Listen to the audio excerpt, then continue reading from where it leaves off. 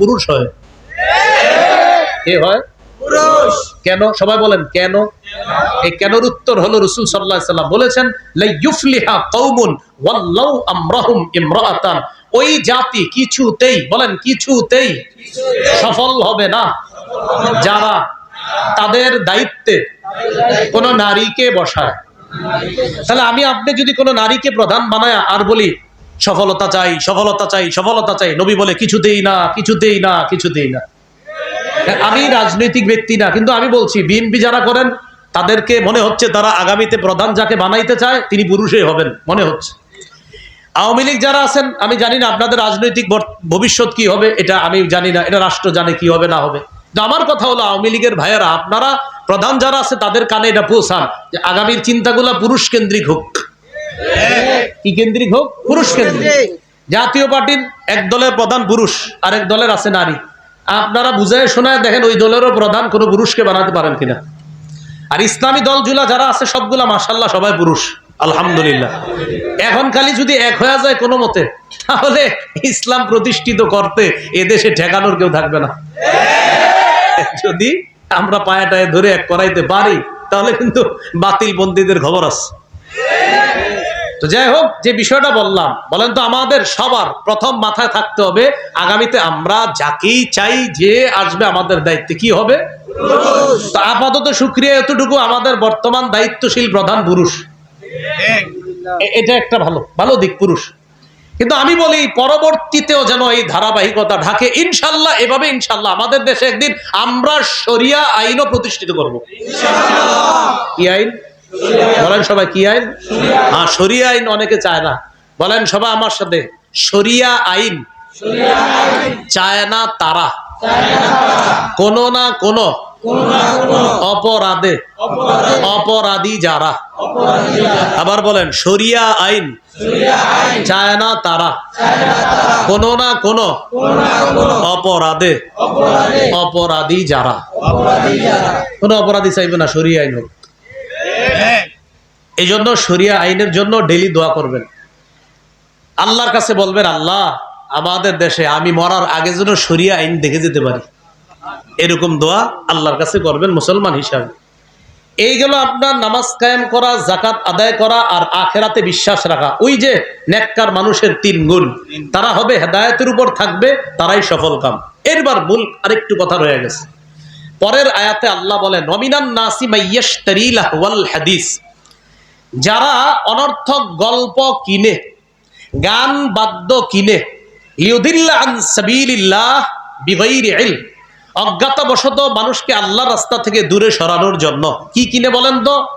গল্প। বলেন কি গল্প? মিথ্যা। বলেন মিথ্যা গল্প, গান, বাদ্যযন্ত্র, এগুলা যারা কিনে মানুষকে আল্লাহর রাস্তা থেকে দূরে সরানোর জন্য। মূল বিষয়টা বুঝেন। মক্কার কাফেররা চুপে চুপে কোরআন তেলাওয়াত শুনতো, সুবহানাল্লাহ। কাফেররা টেনশনে পড়ে গেলে লিডাররা এইভাবে কোরআন তেলাওয়াত শুনলে তো ঝামেলা। নজর ইবনুল হারেস নামে একজন কি করলো, ইরানে গেল। ইরানে গিয়ে ইরানের কিছু মিথ্যা গল্প কাহিনী সম্বলিত কিছু বই কিনে আনলো। আর কি নিয়ে আসলো? একজন দাসীকে কিনে আনলো যে গান গাইতে পারে। কেন আনলো? কোরআন যারা শোনে এই কোরআনের বিরুদ্ধে এই মিথ্যা গল্পগুলা কাফেরদেরকে শোনাবে। তাহলে দেখেন, একদিকে কোরআন আর একদিকে মিথ্যা গল্প, একদিকে কোরআন আর একদিকে গান। তখন সে আইসা কি করলো, ওই গান মিথ্যা গল্প সাপ্লাই করা শুরু করলো। বাস্তবিকই কিছু মানুষ এই গান শুনতে অভ্যস্ত হলো এবং তারা গাল গল্পগুলা শুনতে লাগলো। এটার সাথে সুর মিলিয়ে বর্তমান জামানায় আমাদের দেশে অনেক ভদ্র যারা মানুষের কাছে সুশীল এবং ভদ্র সন্ন্যাসী টাইপের অনেক ভদ্র মানুষ ইদানিং কালে বলা শুরু করেছে গান যে হারাম, এটা কোরআনের কোথায় আছে? কি বলে? গান যে হারাম, এটা কোরআনের কি আছে? সাথে সাথে বলে কোরআন কি দলিল? এটা কোনো লেখা না, বক্তব্য। কি বলে? কোরআন কি দলিল। সাথে সাথে ওই সন্ন্যাসী টাইপের মানুষ বলছে যে দাউদ নবী তো গান গাইতে গাইতে নবুয়ত পাইছে। না, নাউজুবিল্লাহ, বাসায় গিয়ে বললেন একজন নবীর উপর কি বলতেছে, হেরা কয় নাউজুবিল্লাহ, আস্তে কয় কি বলছে, দাউদ নবী গান গাইতে গাইতে নবুয়ত পাইছে। ইদানিং এর ঘটনা, এটা অনেক আগের না, ইদানিং। তাহলে দাউদ নবী উনি নাকি গান গাইতে গাইতে কি পাইছে? নাউজুবিল্লাহ, নবুয়ত পাইছে। অথচ রাসূল সাল্লাল্লাহু আলাইহি সাল্লাম বলেন, সহিহ বুখারীর 5048 নম্বর হাদিস, আবু মুসা আশআরী রাদিয়াল্লাহু তাআলা আনহুর কোরআন তেলাওয়াত শুনে আল্লাহ নবী বললেন, আবু মুসা লাকাদ উতিতা মিজমারাম মিন মাজামিরি আলি দাউদ আলাইহিস সালাতু ওয়াস সালাম। দাউদ নবীকে যেমন অসাধারণ কণ্ঠ দেওয়া হয়েছে, দাউদ নবীর মতো তোমাকেও অসাধারণ কণ্ঠ দেওয়া হয়েছে। সুবহানাল্লাহ। এই কণ্ঠের অনুবাদটা সন্ন্যাসী সাহেব করছে বাদ্য, কণ্ঠের অনুবাদ কি করছে? তাহলে বলেন তো অনুবাদ এখানে কি কণ্ঠ হবে না বাদ্য হবে? কণ্ঠ। বলেন এখানে অনুবাদ কি হবে? মিজমারের অনুবাদ এখানে হবে কণ্ঠ, উনি করছে বাদ্য। দাউদ নবী কণ্ঠ দিয়ে জাবুর কিতাব তেলাওয়াত করতেন, আর আবু মুসা রাদিয়াল্লাহু তাআলা কণ্ঠ দিয়ে কোরআন তেলাওয়াত করতেন। নবী বললেন, আবু মুসা লাকাদ উতিতা মিজমারান মিন মাজামিরি আলি দাউদ। দাউদ নবী যেমন অসাধারণ কণ্ঠে দিয়ে জাবুর কিতাব পড়তেন, তুমিও অসাধারণ কণ্ঠে কোরআন পড়তেছো, যেন তোমাকে দাউদ নবীর মতো অসাধারণ কণ্ঠ দেওয়া হয়েছে। সুবহানাল্লাহ। তাহলে বলেন তো এই হাদিসের অনুবাদে কি বাদ্যযন্ত্র নাকি কণ্ঠ?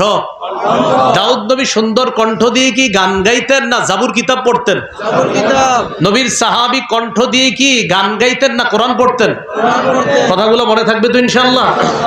সহিহ মুসলিমের বর্ণনা 1737 নম্বর হাদিস, ইসলামিক ফাউন্ডেশন অনুযায়ী 1725 নম্বর হাদিস। এই হাদিসের মধ্যে আছে রাসূলুল্লাহ সাল্লাল্লাহু আলাইহি সাল্লাম রাতের বেলা আবু মুসা রাদিয়াল্লাহু তাআলা আনহুর কোরআন তেলাওয়াত শুনলেন। কে কে শুনছে জানেন?